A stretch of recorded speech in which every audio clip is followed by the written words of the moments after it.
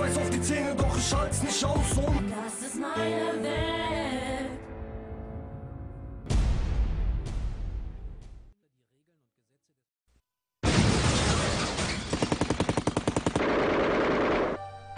Al Capone rose to power with a deadly combination of raw brutality and brains. He wanted the public to love him, but those who dared to cross him knew better. Scarface Al Capone was a very, very evil man. Killing was just part of his business plan.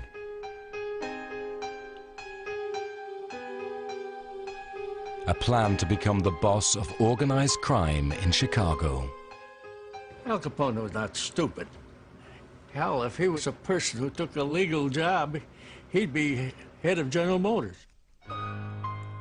But as king of the bootleggers during Prohibition, Scarface became a celebrity. The most famous gangster in the world.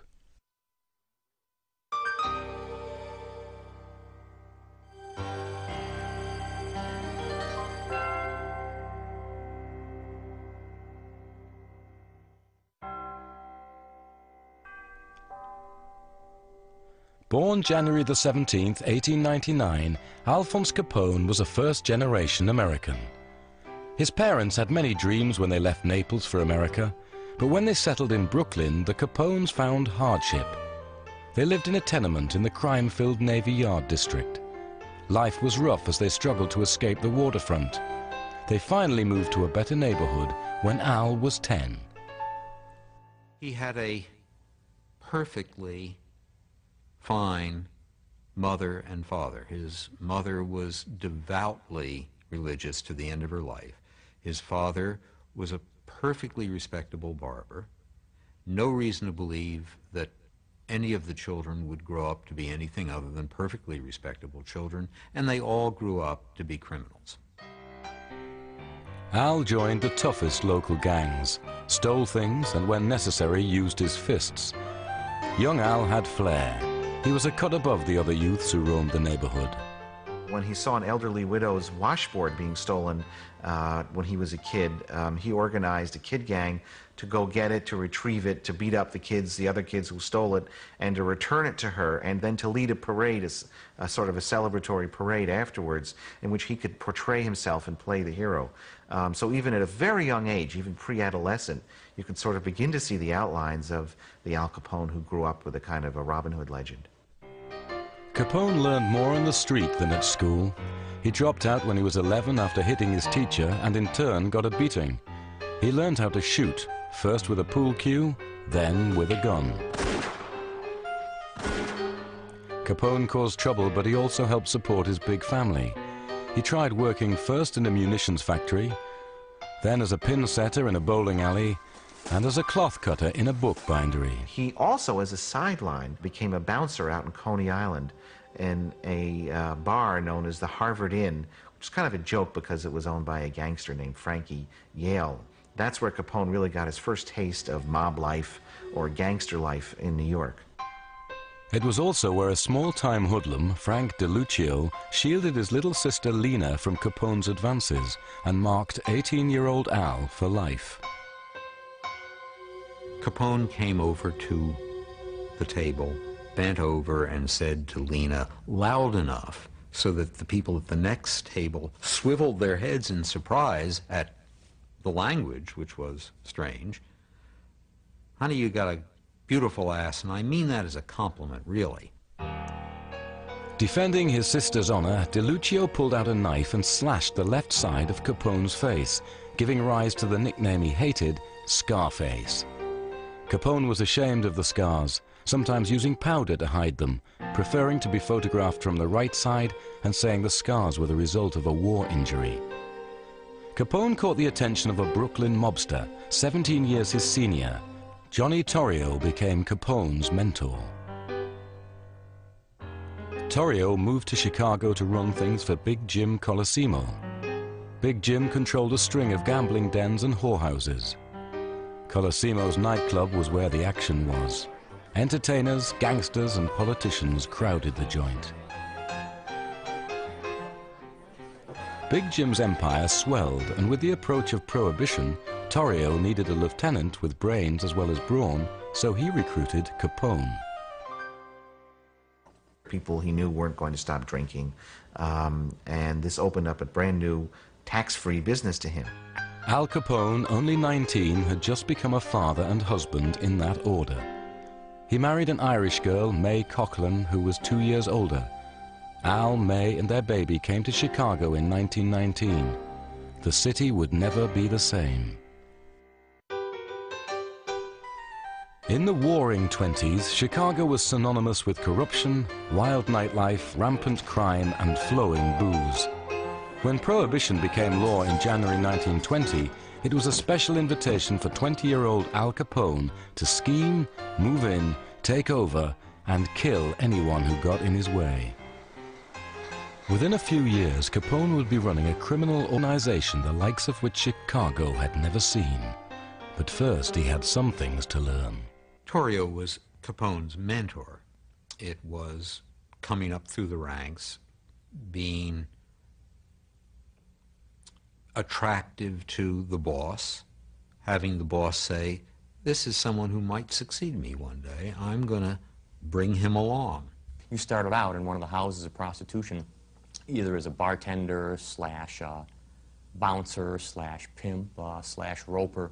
There's stories of supposedly Capone standing outside in front of one of the houses just saying to passersby, hey buddy, we got some nice girls inside. Capone worked at Colosimo's nightclub, a watering hole for the city slickers. With Prohibition and bootlegging, Torrio saw dollar signs, but Big Jim Colosimo thought he was rich enough and didn't need a new racket. Without Big Jim, Torrio couldn't expand. Exit Big Jim, but someone had to do it, and it was Capone who was the one who was chosen to arrange it. Al hired his former New York boss, Frankie Yale, to do the killing. Big Jim was robbed out in May of 1920 in the lobby of his own club. The style of this hit was to become a hallmark of Capone's murders. Planned, deliberate, and witnesses who had sudden amnesia. Torrio and Capone took over and cashed in on bootlegging. Capone had the right instincts, but he still needed some polish. Torrio took the rough edges off of Capone. Aside from everything else, he insisted that he go to night school to improve his accent. He must have had a Brooklyn accent, but evidently he ended up without that kind of an accent. The people who knew him later in life said no, he had no particular accent at all. Capone rose quickly through the ranks of the underworld. He never wanted to be thought of as a criminal, but rather as a gentleman with a passion for opera and the finer things. Well, he was a very snappy dresser for those days, but not exactly in the Brooks Brothers mode.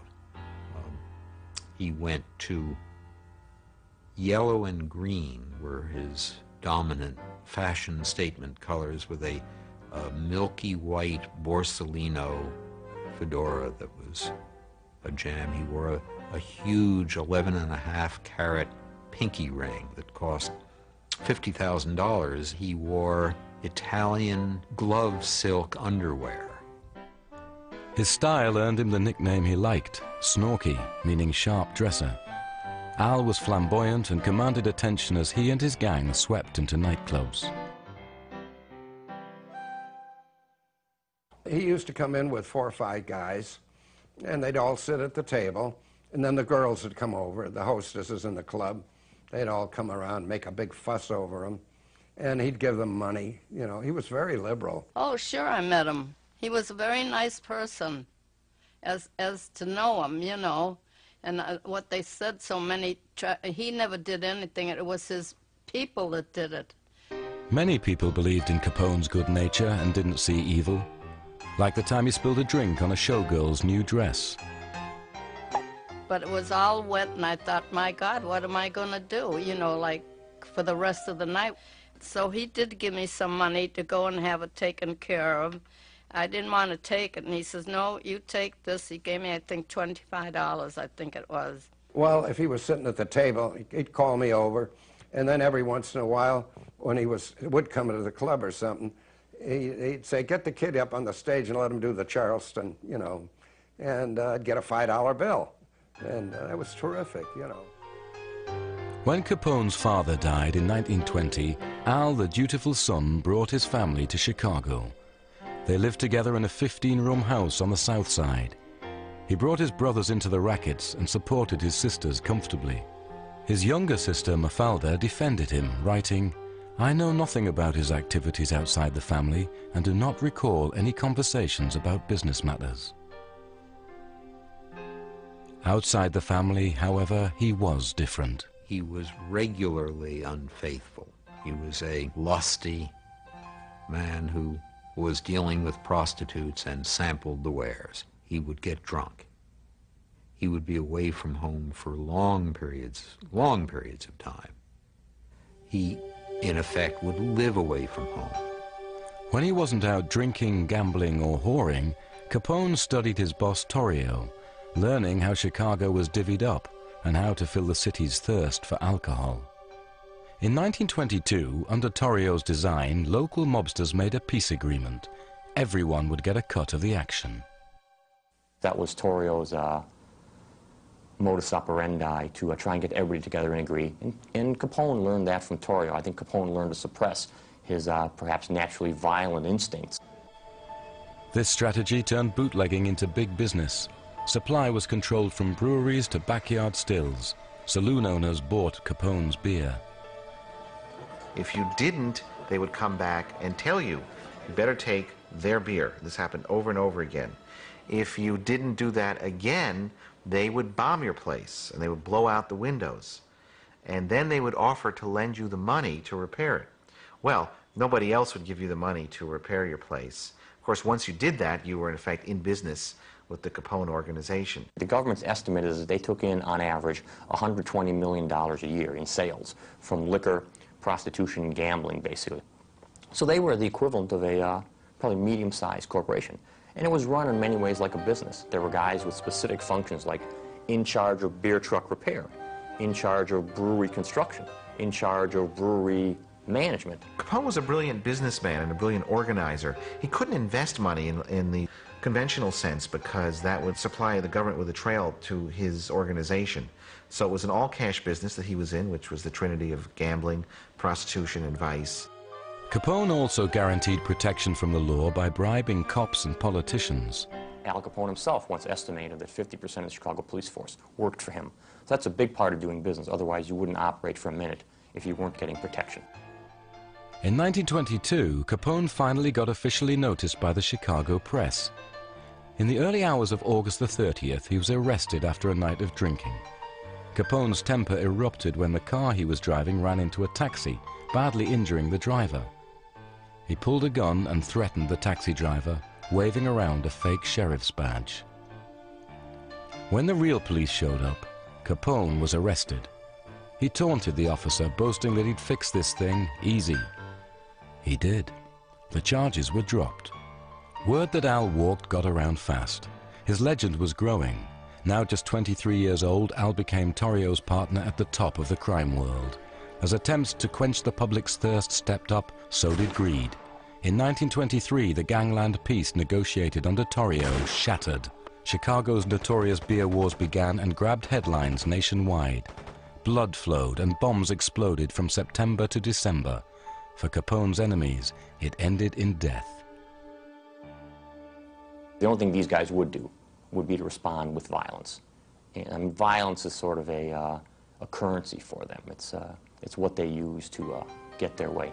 During the entire Prohibition era, 700 people were murdered in Chicago in bootlegging or Prohibition-related crimes. Torrio and Capone won the first round of the gang wars. Confident that control was restored, Torrio went on a 4-month cruise, leaving Capone in charge.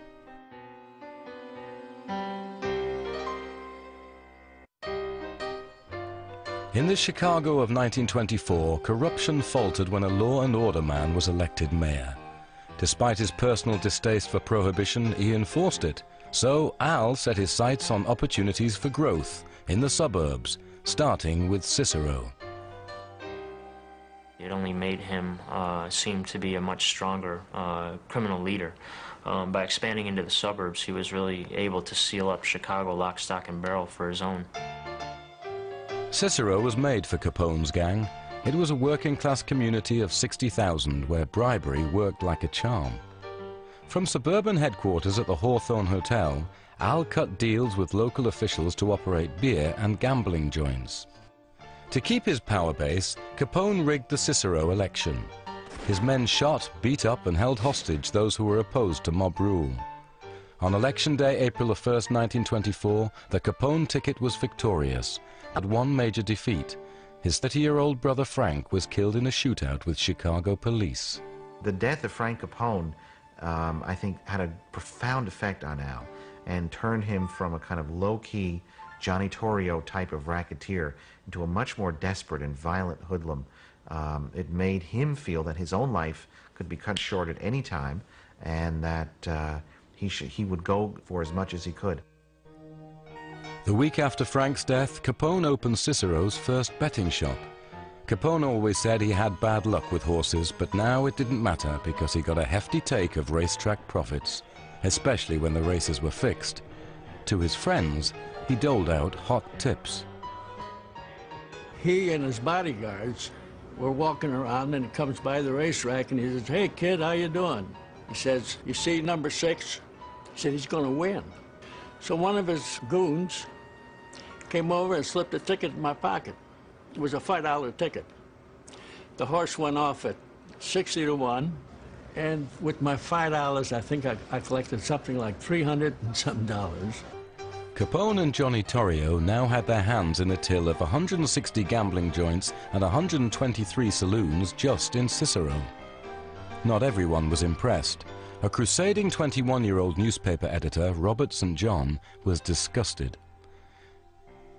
In his paper, he exposed town leaders on the mob payroll and detailed a Capone brothel with a death chamber run by Al's older brother, Ralph. And of course, that made me an enemy of the Capones. As I was going to my office early one morning, I glanced up and saw a big black touring car come roaring toward the intersection. This car screeched to a halt and 4 men jumped out. I recognized Ralph Capone immediately, and they headed for me, and I was halfway across the intersection. I dropped to the ground, curled up, and put my head between my legs, and they gave me a real working over. Blackjacks and billies, but the interesting weapon they used was a cake of soap in a knitted woolen sock. This was one of the Capone's favorite murder instruments, because if using this instrument, if they hit the base in the neck and the base of the skull, you can kill a person.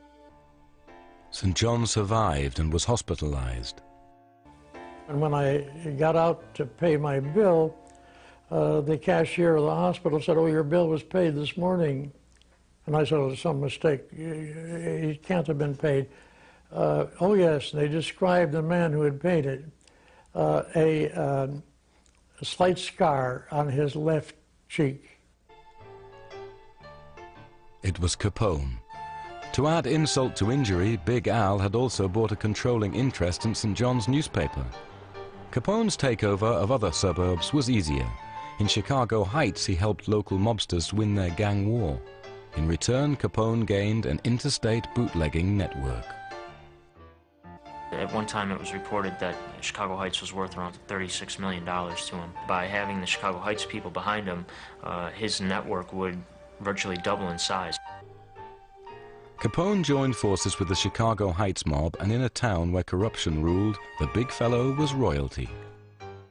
And there were times when he'd ride in an open car and people would come up to him and shake his hand, and you know, he would treat people like they were his friends, like they were family, and because of that, they had a lot of respect for him. That respect paid off. While Capone's boss, Johnny Torrio, was away on his cruise, Al expanded operations, formed new allies, and reaped the profits. When Torrio came back, if there had ever been any question in Torrio's mind that Al Capone was the man to succeed him, that ended it. There was also no question about Capone's explosive temper or loyalty. On May the 8th, when Al's accountant, greasy-thumbed Jack Gusig, whined that he'd been kicked around by a local bootlegger, Al unloaded a six-shooter into the culprit's head, point blank, in front of 3 witnesses. No one forgot it, but later turned himself in, saying he was out of town the day of the murder. Once again, he beat the rap. There was no way to get Capone on any of the substantive charges. You couldn't get a jury. They knew what would happen to them if they voted a conviction against a gangster. And they said as much. People would ask to be excused. I'd have to carry a gun the rest of my life, said one of them asking to be excused. Capone knew it and went about his business ordering the elimination of people who refused to cooperate. Capone's biggest problem was North Side gangster and well-known florist Dion O'Banion. O'Banion had plenty of power and money, but wanted more. He made a fatal mistake when he tried to swindle Capone and his boss Torrio on a brewery deal. On the morning of May the 19th, Torrio got arrested in a prohibition raid O'Banion knew about. Torrio was on his way to the slammer, but not before taking revenge. Once again, New York triggerman Frankie Yale got the nod. Yale would do the job with 2 local hitmen. They decided to kill O'Banion on November the 10th when he was busy preparing flowers for a gangster funeral. When they walked into the flower shop, O'Banion reached to shake Yale's hand. Yale held on as the others pumped O'Banion full of lead. It was the beginning of a bloody gang war. In January 1925, 2 of O'Banion's men, George Bugs Moran and Jaime Weiss, tried to avenge their boss's murder and went gunning for Capone and Torrio. They missed Al but managed to ambush Torrio. Torrio recovered and was sent to prison on a prohibition charge. In March, while serving time, he announced his retirement. To no one's surprise, leadership passed to Capone, then just 26 years old. The youthful boss was front-page news. He liked being in the limelight. When accused of a crime, he'd call a press conference. And he'd say, hey, look, fella, I had nothing to do with this. Please, get off of my back. But the truth was, Capone had everything to do with Chicago's increasingly vicious gang violence. Al was now a moving target. He shielded himself in his new high-security headquarters in the plush Metropole Hotel. Secret tunnels helped Al and his men make quick getaways. He never went anywhere alone. Capone traveled in a $20,000 customized Cadillac limousine that was more like a tank. It was 7 tons, armor-plated with bulletproof glass. The back window could be yanked open to fire at enemies. Capone now had his share. They kept encroaching on each other's territory. Wasn't supposed to happen, it did. They shot each other. Capone was going to have to eliminate one by one the opposition again. One by one, bring them all in line. All Capone had to do now was give the orders.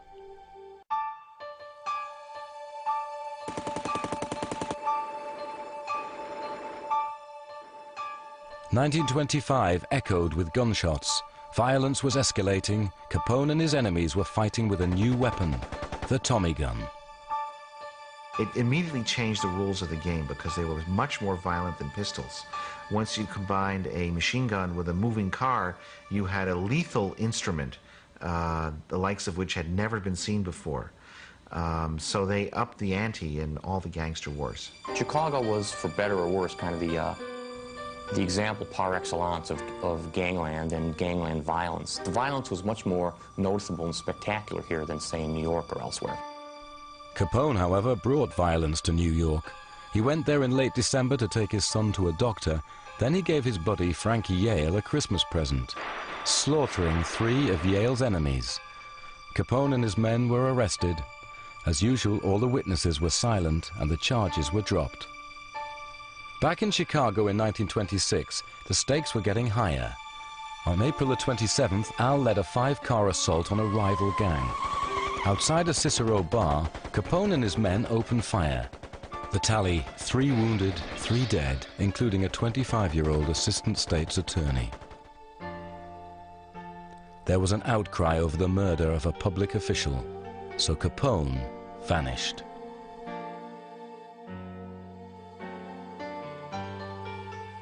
In fact, he went to Lansing, Michigan, where he hid out at a little cottage with his mistress for the summer until the heat was off. After a while, he began negotiations with the Illinois state authorities and delivered himself into their custody. Despite a major investigation, a coroner's inquest, and the convening of 6 grand juries, Capone was never indicted. Once again, he got off proclaiming his innocence. In fact, one day he went to a courthouse, a jail, and a police station asking if there was any policeman there, any cop, any detective, any judge who wanted to arrest him. Nobody did. Nobody dared. And of course he brought a reporter around with him to show that he was not a wanted man in Chicago. I was the only photographer, and the paper had the only reporter with him. And we went to all these places. And all these places wanted nothing to do with him. Not everyone stayed out of Capone's way. Trigger-happy Jaime Weiss and Bugs Moran traded shots with Al all during the summer of 1926, but none hit their mark. The most spectacular attempt of all came in late September. Capone was having lunch at the Hawthorne restaurant when a 10-car caravan filled with Weiss's men roared around the corner. Machine gun fire split the air. Capone leapt up and started to run. His bodyguard, it registered on him before it registered on Capone that something is wrong and there's going to be more. They must have been blanks to make us find out what's happening. He dove forward, knocked Capone to the floor, and was holding him down when the rest of the cars came by with real machine guns, and they just shot up the entire block. Finally, a gunman got out, knelt in the doorway, and sprayed the whole place. 5,000 bullets blasted the coffee shop in just under 10 minutes. It was destroyed, but amazingly no one was killed. Capone paid hospital bills for the one person injured. Then he turned his attention to getting rid of Weiss. Capone ordered his men to rent rooms that overlooked the Weiss-Moran headquarters. When they spotted Weiss crossing the street, they opened fire. One more problem eliminated. Soon after, Bugs Moran became leader of the North Side gang. Capone sent him condolences about Weiss denying any involvement with his assassination. In late October, Capone made a peace agreement with Moran and other gang leaders. Al later said, "There's plenty of beer business for everybody. Why kill each other over it?" At 27, Capone's power in the underworld was growing, but he craved recognition as a businessman. After all, he employed more than 400 people and controlled a multi-million-dollar operation. He didn't go running around with a machine gun shooting people out of fast-moving cars. You would find him in his office, surrounded by junior executives with the phones jangling, 3 people waiting to get a little bit of his time for an executive decision. That was his working day. That's the kind of criminal he was. In other words, he was a modern criminal. 1927 started as a good year for Al. The U.S. Attorney's Office would estimate his organization took in $105 million that year. One of his big allies, Big Bill Thompson, was voted back in as mayor of Chicago, giving control of the city in effect to Capone. When things were going his way, Al tried to relax. He took his son to baseball games. He boxed. He liked to have a good time.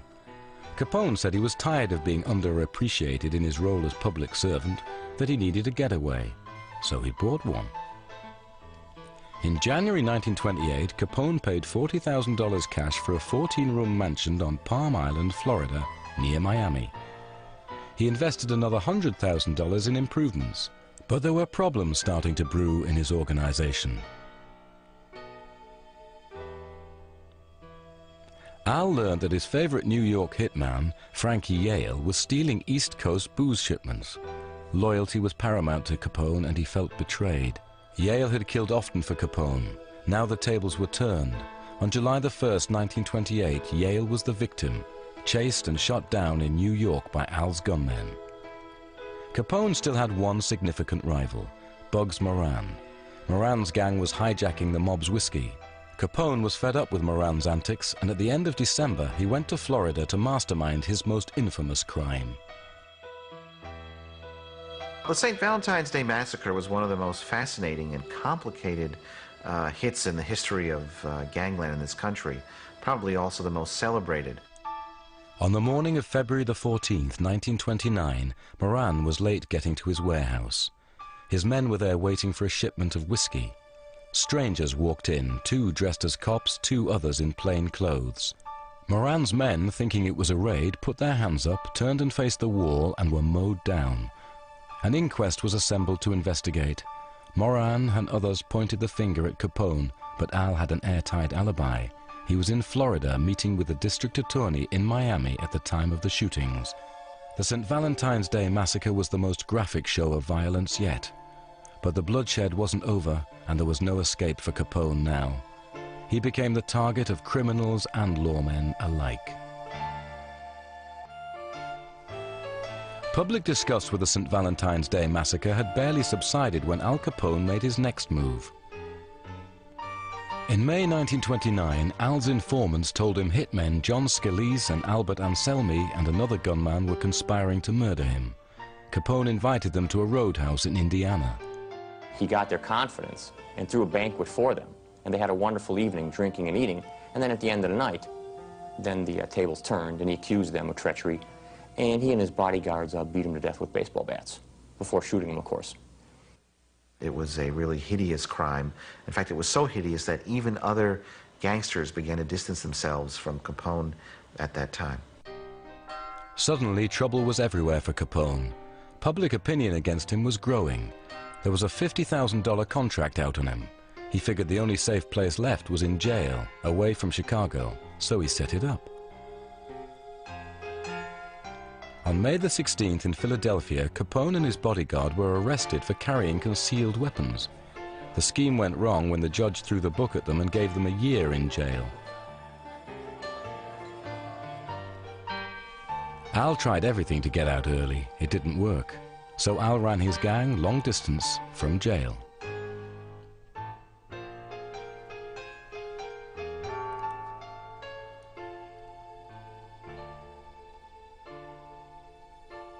The news he got from home was bad. Capone and his organization were now a target of the federal government. President Hoover wanted to see Big Al behind bars for a long time. He kept asking, "Have you got that fella Capone yet?" The IRS was working on it. While he was still in jail in Philadelphia, Ralph Capone was gotten and was sent away. Jack Guzik was sent away. Frank Nitti, who was Capone's number 2, was sent away, all on income tax. When Capone left prison in March 1930, new problems awaited him. He had just been named public enemy number 1 by the Chicago Crime Commission, but he wanted people to think of him as a good guy. The country was entering the Depression. Capone responded, opening Chicago's first soup kitchen, feeding 3,000 hungry people a day. If it wasn't for our friend Al Capone rotting up in this here White House on 935 South State Street, we wouldn't eat. Capone's stunt made him a folk hero in the press, but in June, Jake Lingle, who covered crime and politics for the Chicago Tribune and was on Capone's payroll, was gunned down by one of Al's rivals. When I looked at him, I said, "Oh my God, that's Jake." Well, I took a picture too and then called the office. I said, "Jake Lingle was just killed. He was on his way to the racetrack, and the only reason I know that is because he had a racing farm near him." Capone avenged Lingle's death and began to deal with his newest enemy, the federal government. Popular wisdom has it that a group of prohibition agents shut down Capone. In reality, the Untouchables, led by Elliot Ness, did little more than stage a couple of raids for the press. The IRS taxmen who had already put away Capone's top lieutenants were the government's real heroes, but it wasn't easy. Legally, Al didn't own a thing. He couldn't buy real estate. He put his house in Florida in his wife's name. He put his house in Chicago in his mother's name. He put his car in his wife's name. He didn't keep ledgers, but some of his bookkeepers kept ledgers.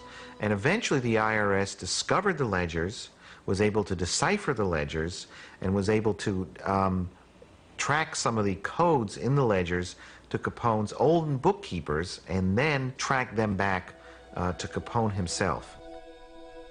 It took 5 years to bring all the evidence together.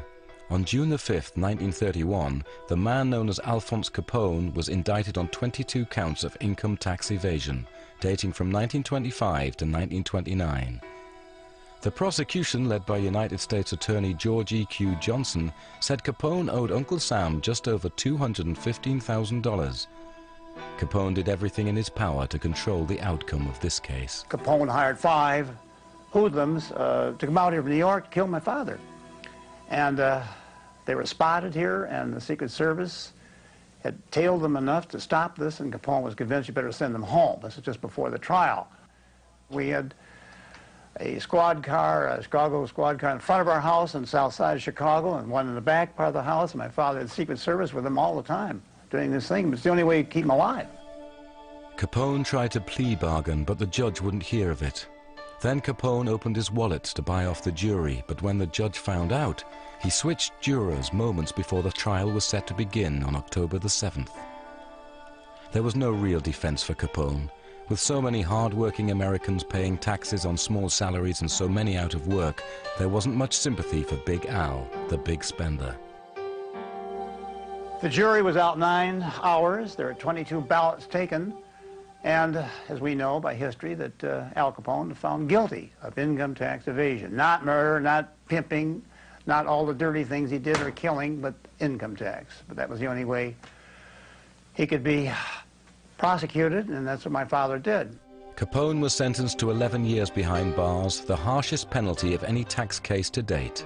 It's safe to assume that Capone never expected to be convicted, or if he was convicted, he expected to spend perhaps a year or 2 in jail, not 10 or 11 years. As he left court, he looked at the photographers and said, "Get enough, boys. You won't be seeing me for a long time." Capone appealed but lost and went from Chicago's Cook County Jail to federal prison in Atlanta. In August 1934, he was sent to Alcatraz. On the Rock, Capone kept to himself. His old ways didn't work here. In 1936, a fellow prisoner tried to kill him, stabbing him in the back with a pair of scissors. In 1938, Al was officially diagnosed as suffering the degenerative effects of syphilis.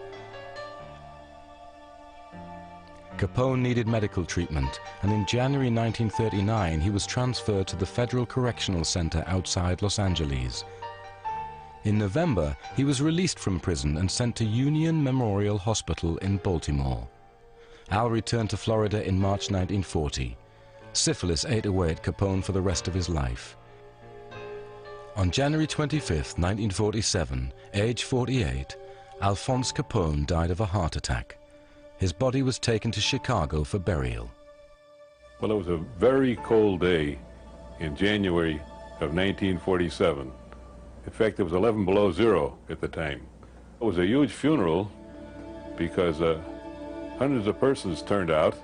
There was an edict by Anthony J. Accardo, who was the boss of the mob and had been a former bodyguard for Al Capone, to all crime syndicate gangsters to show up at the funeral and pay their respects to Al Capone, even though Al Capone had no power and was helpless when he died. Capone's run as kingpin was over, but his effect on crime in Chicago lives on. There's no doubt but that the Capone era established the underpinnings of what is now the Chicago organized crime family. It gave the mob, a start here in the Windy City. And that beginning led to a zenith in activity in the 50s and into the 70s. There was and continues to be in some form an alliance between the hoodlums that began under Capone and elected public officials. My father made many speeches and made this point about Al Capone upon numerous occasions, that had this man taken all his energy, talent, and basic intelligence, and guts, if you will, and directed this energy down legitimate avenues, he'd been a very successful businessman. There's no doubt about it. He had a peculiar charm about him, and this, of course, was deceptive, but as we all know, he didn't use his talent in that direction, and as a result, people died, people were hurt, and Chicago lost its reputation. Of course, Capone is world famous. Wherever you go, if you mention Chicago, people instantly associate that city with Capone. There are lots of celebrities. Very, very few of them become illusions. So their name means the same thing to everyone who hears it. Capone was one. He never impressed me of anything except that he was a bad guy. And the reason maybe that I felt that way is because I happen to be an Italian. And anybody that hurts an Italian person, I feel hurt. And so, let's end this. To me, he was a bum.